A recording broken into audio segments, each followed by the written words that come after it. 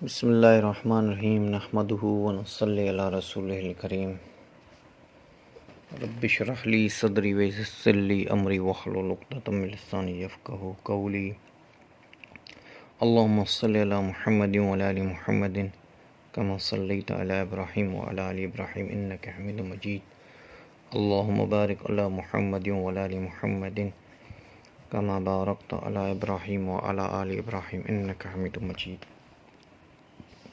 تو میرے دوستوں بزرگوں، ہماری جو بات چل رہی تھی وہ سیرت کے موضوع پر چل رہی تھی۔ تو نبی پاک صلی اللہ علیہ وسلم ابو ذر رضی اللہ تعالیٰ عنہ بھی مسلمان ہو گئے، اور پھر آگے چل کے انہوں نے اپنا سارا قبیلہ جو تھا، آدھا قبیلہ وہ مدینہ منورہ میں لا کے وہ تو مسلمان ہو گئے، تو انہوں نے محنت کی اپنے قبیلے پر، وہ مسلمان ہو گئے تھے، تو آدھا قبیلہ نبی پاک صلی اللہ علیہ وسلم کے پاس لے کے آئے، آدھا پورا مسلمان ہو گیا تھا۔ یہ جو دور تھا مکے کی زندگی کا، یہ 13 سال کی زندگی کا تھا۔ آپ علیہ الصلوۃ والسلام کی نبوت میں 13 سال، اور مکی زندگی جو 13 سال کی تھی، اس میں آپ علیہ الصلوۃ والسلام کو بہت زیادہ تکلیفیں دی گئی، آپ کے ساتھیوں کو بہت زیادہ تکلیفیں پہنچائی گئی، ہر طرح سے تکلیفیں دی گئیں، ایذا پہنچایا گیا، ہر قسم کی تکلیفیں انہوں نے مکے والوں نے پہنچانا شروع کر دیا۔ اور جو مسلمان ہوتا ان کو وہ ایذا دیتے۔ اب غلامی میں ہیں، حضرت خباب رضی اللہ تعالیٰ عنہ غلامی میں ہیں، ان کو ایسا عذاب دیا جاتا کہ ان کو انگاروں پر لٹا کے پھر ان کو کھینچا جاتا۔ فرماتے ہیں کہ حضرت عمر رضی اللہ تعالیٰ عنہ فرماتے ہیں کہ میں نے بڑے زمانے کے بعد حضرت خباب سے ان تکالیف کی تفسیر پوچھی، تو انہوں نے کہا میری کمر دیکھ لیں، تو فرمایا کہ ایسی کمر تو میں نے کسی کی بھی نہیں دیکھی۔ فرمایا کہ مجھے آگ کے انگاروں پر لٹا کے اور پھر کھینچا جاتا تھا۔ اور فرمایا پھر صہیب رضی اللہ تعالیٰ عنہ کے بارے میں آتا ہے کہ یہ مسلمان ہوئے، پھر ان کو اتنی تکلیف دی کہ یہ پھر بھاگ کے اور ہو گئے تھے۔ فرمایا حضرت بلال کو اتنی تکلیفیں دیتے تھے کہ ان کا زور چلتا تو مار دیں۔ فرمایا کہ عذاب دینے والے تھک جاتے تھے، اور جن پہ عذاب ہوتا تھا، اور بلال رضی اللہ تعالیٰ عنہ عہد کیا کرتے تھے۔ اور حضرت عمار، حضرت یاسر کے بیٹے حضرت عمار، ان کی بیوی سمیہ کو اتنا ستایا گیا، آپ علیہ الصلوۃ والسلام جب وہاں سے گزر ہوتا تھا تو آپ ان کو صبر کی تاکید فرماتے اور جنت کی بشارت دیتے تھے۔ تو مقصد یہ ہے کہ بڑا ان کو ستایا گیا، ہر صحابہ کو بڑا، اور انہوں نے صحابہ کو مارا بھی بہت تھا۔ حضرت ابو بکر صدیق رضی اللہ تعالیٰ عنہ کو وہ گئے، حضرت ابو بکر صدیق مکے کے بیچ میں، اور انہوں نے یہ کلمہ پڑھا، ان کو اتنا مارا کہ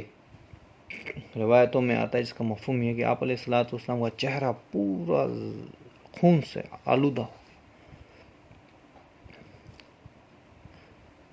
پھر فرمایا حضرت ابن مسعود رضی اللہ تعالیٰ عنہ نے جا کے ان کے بیچ میں قرآن پڑھا، عبداللہ بن مسعود، فرمایا ان کو اتنا مارا۔ حضرت عبداللہ بن مسعود کسی روایت میں آتا ہے، ایک روایت میں، کہ سورۃ الرحمن پڑھ رہے تھے، اور سورۃ الرحمن پڑھتے انہوں نے بھلے مارتے رہو، پہ میں سورۃ الرحمن ختم کر کے پھر رہوں گا۔ پھر سورۃ الرحمن انہوں نے ختم کی، پھر نبی پاک صلی اللہ علیہ وسلم نے حضرت عبداللہ بن مسعود سے کہا، عبداللہ تو بہت کمزور ہے، تو نہ کیا کر ایسا۔ تو حضرت عبداللہ نے کہا یا رسول اللہ، میرا تو دل کا چاہتا ہے کہ آج بھی جاؤں اور ان کے کفاروں کے بیچ میں حق کلمے کو پڑھوں۔ تو میرے بھائیو دوستو بزرگ، یہ زمانہ آپ علیہ الصلوۃ والسلام کے بیچ میں تھا، اور کفار مکہ جو تھے بڑے پریشان ہو گئے۔ آپ علیہ الصلوۃ والسلام کی دعوت، لوگ آہستہ سے مسلمان ہو رہے تھے، تو وہ بھی بہت ان پہ وہ اثر ہوا۔ تو پھر ابو طالب کے پاس آئے، اور ابو طالب سے کہنے لگے کہ آپ یا تو محمد صلی اللہ علیہ وسلم کو چھوڑ دو، یا تو ہمارے حوالے کر دو، ہم جانیں وہ جانیں، یا تو آپ اگر محمد صلی اللہ علیہ وسلم کی وہ لیتے ہو، حفاظت کا فیصلہ حفاظت لیتے ہو تو اسے سمجھاؤ کہ وہ ایسے نہ کرے۔ ہمارے بتوں کی، ہمارے بڑوں کی وہ توہین کرتا ہے کہ وہ سارے پاگل تھے، وہ سارے ایسے تھے، آج میرا دین جو ہے وہ حق پہ ہے، وہ سارے ایسے جو بتوں کی عبادت کرے وہ سارے غلط تھے۔ تو پھر مکے والوں ابو طالب نے کہا کہ نہیں، ایسا نہیں ہو سکتا۔ پھر ابو طالب نے نبی پاک صلی اللہ علیہ وسلم کو بلایا، پھر نبی پاک صلی اللہ علیہ وسلم نے انہوں کو وہی جملہ کیا، وہی جملہ فرمایا کہ آپ اگر میرے ایک ہاتھ میں سیدھے ہاتھ پہ سورج رکھ دو، الٹے ہاتھ پہ میرے چاند رکھ دو، پھر بھی میں، یہ تو آپ لوگ کر نہیں سکتے، اگر یہ آپ کر کے بھی آ جاؤ پھر بھی میں اللہ کے دین کو نہیں چھوڑ سکتا، اللہ کی وحدانیت کو، میں اللہ کا نبی ہوں، مجھے حق بتانے کا مجھے حکم ہے۔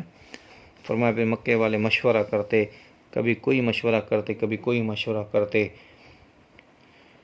ایک آدمی تھا نضر بن حارث، شاعر تھے، تو ان کو انہوں نے تیار کیا، انہوں نے کہا ٹھیک ہے، جب نبی پاک صلی اللہ علیہ وسلم قرآن پڑھنے کے لیے بیٹھیں تو آپ ان کے سامنے جا کے اپنے قصے کہانیاں سنانا، تو لوگ خود چلے جائیں گے۔ انہوں نے ایک دن کیا، دوسرے دن کیا، تیسرے دن کیا، ان کے پاس بھی جھوٹی کہانیاں ختم ہو گئیں۔ پھر انہوں نے ہاتھ اٹھا کے، ان سے بھی کچھ نہیں ہوا۔ پھر انہوں نے ایک دوسرا لڑکا تیار کیا، کسی روایت میں اس کا نام عامر آتا ہے، کسی میں عمار آتا ہے، بڑا خوبصورت ایسا لڑکا تھا، اتنا خوبصورت تھا کہ اگر کوئی دیکھ لے تو وہ اس پہ اس کی آنکھیں لرز جاتی تھی، اس کو بغیر دیکھے اس کا دل نہیں کرتا تھا بھئی اس کو بار بار دیکھتا ہوں، ایسا لڑکا تھا، اور بڑا ہوشیار تھا، خوبصورت تھا۔ نبی پاک صلی اللہ علیہ وسلم ابو طالب کے پاس آئے اور کہا کہ یہ لڑکا ہم لے کے آئے ہیں، اس کے بدلے یہ آپ رکھ دو، اس کے بدلے ہمیں محمد صلی اللہ علیہ وسلم دے دو۔ تو ابو طالب نے کہا بڑے عجیب لوگ ہو تم لوگ، وہ میرا بھتیجا ہے، سگا بھتیجا، میرے بھائی کا سگا بیٹا ہے، اسے چھوڑ دوں اور دوسروں کے بچوں کو پالتا پھروں اور اس کی حفاظت کروں، جو دوسروں کے جو اپنا بچہ ہے اس کی حفاظت نہ کروں؟ ایسا نہیں ہو سکتا۔ اور یہ بھی آتا ہے کہ محمد صلی اللہ علیہ وسلم کو محمد صلی اللہ علیہ وسلم نے، حضرت محمد مصطفیٰ صلی اللہ علیہ وسلم نے ابو طالب سے اور ان کے بیٹوں سے کہا کہ اے چاچا اور میرے تو اے چاچا اور ان کی اولادیں، اگر آپ مجھ سے خفا ہیں تو آپ مجھے چھوڑ دو، آپ اگر میری حفاظت نہیں کر پا رہے اور بار بار آپ کو قریش مکہ کی باتیں سننے کے لیے مل رہی ہیں تو آپ مجھے چھوڑ دو، میں جانوں میرا اللہ جانے، آپ کو تو کوئی کچھ نہیں کہے گا نا۔ تو آج بھی تاریخ کی کتابوں میں یہ جملہ ان کا ملتا ہے، ابو طالب کا اور ان کے بچوں کا، کہ بھتیجے ہم اسلام تو قبول نہیں کر رہے، تیرے دین کو تو قبول نہیں کر رہے، پر تیری حفاظت ضرور کریں گے، تو بھلے اللہ کے دین کی دعوت دے، تو بھلے اللہ کے دین کی دعوت دو، ہم تیری حفاظت بھی کریں گے اور تیری مدد بھی ہر بات پہ کریں، اور تجھ پہ اگر کسی نے انگلی اٹھائی تو ہم اس کو نہیں چھوڑیں گے۔ فرمایا کہ ہم تیری حفاظت کریں گے، اس پہ وہ تو قبیلے والے تھے، اپنے قبیلے کی وہ کر رہے تھے۔ تو ایک بار پھر یہ تنگ آ کر ابو جہل جو لعنتی ہے، وہ آپ علیہ والسلام نماز پڑھ رہے تو وہ ان کے پاس گیا، اور ابو جہل کے بارے میں حضور اکرم صلی اللہ علیہ وسلم نے فرمایا، اس کا مفہوم یہ ہے کہ ابو جہل موسیٰ کا فرعون جو تھا وہ فرعون تھا، میرا فرعون جو ہے وہ ابو جہل ہے۔ ایک روایت میں یہ بھی آتا ہے کہ آپ نے فرمایا کہ موسیٰ کے فرعون سے زیادہ سخت میرا فرعون ہے، کیونکہ اس نے ایک گوتے میں توبہ کر لی تھی، یا اللہ مجھے معاف کر، میں ایمان لایا، یہ آخری مرنے تک اس نے توبہ نہیں کی، ہڈ آرمی۔ تو آئے نبی پاک صلی اللہ علیہ وسلم کے پاس، تو انہوں نے کہا میں مخزوم قبیلے کا ہوں اور میرا قبیلہ میرے ساتھ ہے، میرا قبیلہ میرے ساتھ ہے، اور اگر تم نے دوسری بار یہاں پہ ہمت کی مکے کے بیچ میں، کعبے کے بیچ میں عبادت کرنے کی اور لوگوں کو دعوت دینے، تو میں تمہیں نہیں چھوڑوں گا، میں تم سے بدلہ لوں گا۔ حضور اکرم صلی اللہ علیہ وسلم سنتے رہے اور آپ خاموش رہے۔ اگلے دن آپ علیہ الصلوۃ والسلام کعبے کے نزدیک نماز پڑھ رہے تھے، اور آپ علیہ الصلوۃ والسلام کی نماز جیسی تھی کہ آپ اطمینان سے نماز پڑھا کرتے تھے، بہت ہی آرام سے، بہت ہی سکون سے نماز پڑھا کرتے تھے۔ تو ابو جہل لعنتی آیا، وہ ایک بڑا پتھر لے کے آیا، بڑا پتھر لے کے، وہ اتنا بڑا پتھر تھا کہ اس سے اٹھایا بھی نہیں جا رہا تھا۔ اس نے اٹھایا، نبی پاک صلی اللہ علیہ وسلم جب سجدے میں گئے تو اس لعنتی نے آپ علیہ الصلوۃ والسلام پر حملے کرنے کے لیے وہ پتھر لے کے آیا،